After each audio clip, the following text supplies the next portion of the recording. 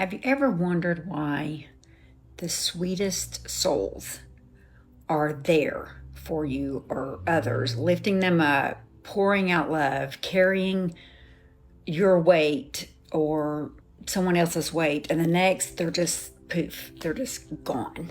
No goodbye, just silence. Carl Jung says it's a survival code that's written deep in our souls. Empaths do this mostly for years before they do this disappearing act.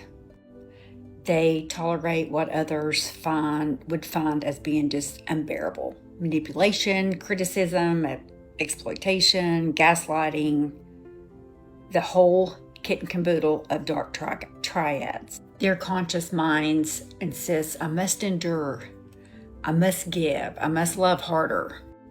But beneath that source is something else that's boiling up.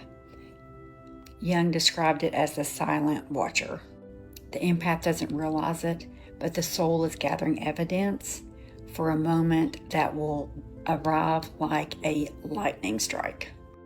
And when that happens, the guardian of the empath's soul steps forward and the empath disappears. And they don't return. It is an unconscious rescue. Jung has often said that the battles of the human spirit are often fought in silence. This storm has been building for quite some time within the empath. These individuals appear calm, forgiving, generous, endlessly forgiving, actually.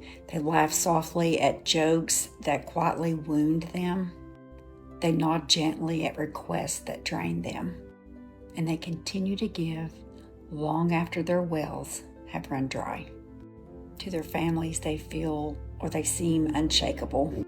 But Jung warned that this calm demeanor is quite deceptive. Their conscious mind for years convinced them that things are fine, that their role is to carry pain so that others don't have to. Beneath this illusion, the guardian angel of their soul is sounding alarms. And when this alarm gets so loud, empaths often experience what Jung called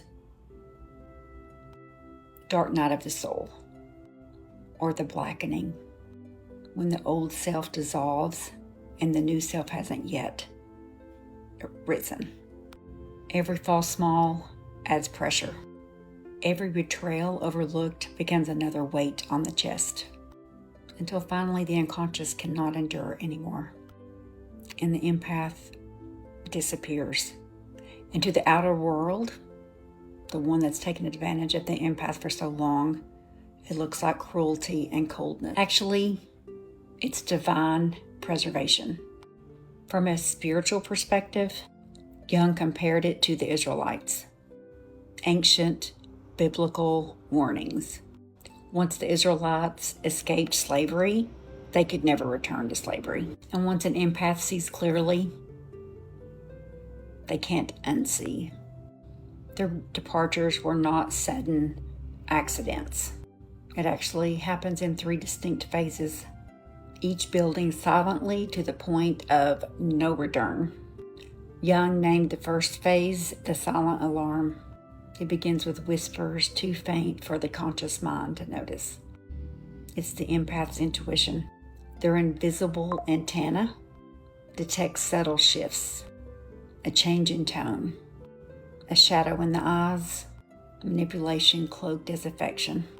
Outwardly, everything looks fine. The second phase he titled psychological pressure. Here the empath continues giving more, but deep within their soul is gathering what Jung.